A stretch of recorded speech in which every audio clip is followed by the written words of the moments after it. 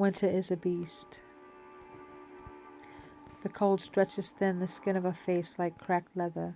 The wind twists around her, licks her core, her bones. She prefers the darkness of the shadow-cloaked woodlands over dayshine, even when sheathed in ice. Tonight it might save her life. She runs. Droves of bloodwood trees crowd the forest. They shouldn't survive here, but do, a semblance of hope. When the limbs are cut, set bleeds bright red as if from an amputated arm, a stark reminder for the massive loss she's witnessed in her lifetime. It has become a local religion. These trees are believed to carry and protect the souls of the lost. What began years ago as a memorial, one planted for each death, now outstrips the native oaks, maples, pines.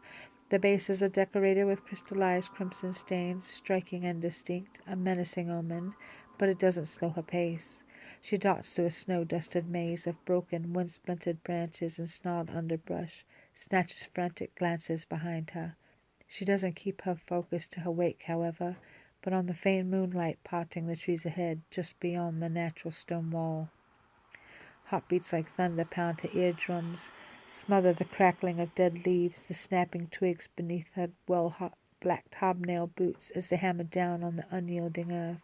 Teeth clenched, eyeballs reddened and raw, she pushes herself towards the clearing, into the white wilderness beyond the camouflage of the wooded realm and its debris. All is bleak, winter wax and nothingness. Just before night settled, the first snowfall of the season, it stretches out before her. Untouched and moonlit, it is a blank sheet, a soft field of glistening powder. Disoriented, she is unsure of her direction and halts. She turns herself around in slow circles, seeks some familiarity. Strands of sweat-slicked hair cling to her face, sting her flushed cheeks. Utter silence hovers until the decaying leaves, still holding fast to the crown, utter a harsh whisper in the breath of a gale. An orange glow of flame reflects off the walls of an enormous cave visible in the distance, and hope slides across her with the promise of warmth.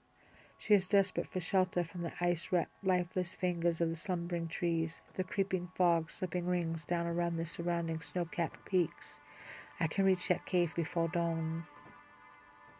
An illusion of safety embraces her, washes away her awareness of vulnerability. She lets out a wavering, nervous giggle, then inhales deep the cold of night to feel her aching lungs.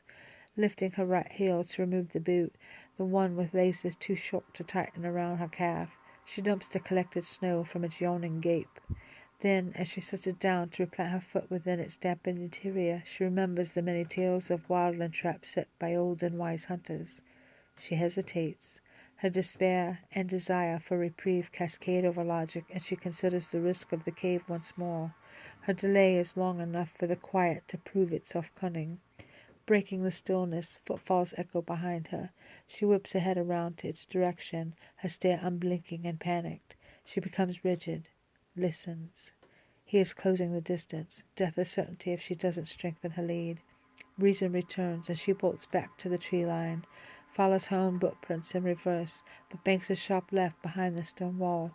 She runs its length, puffs heavy breaths like plumes of blooming white smoke. His dedication to the chase will never end, and she dares not shorten her stride. She must reach a sanctuary beyond that which her village is named, Bloodtooth.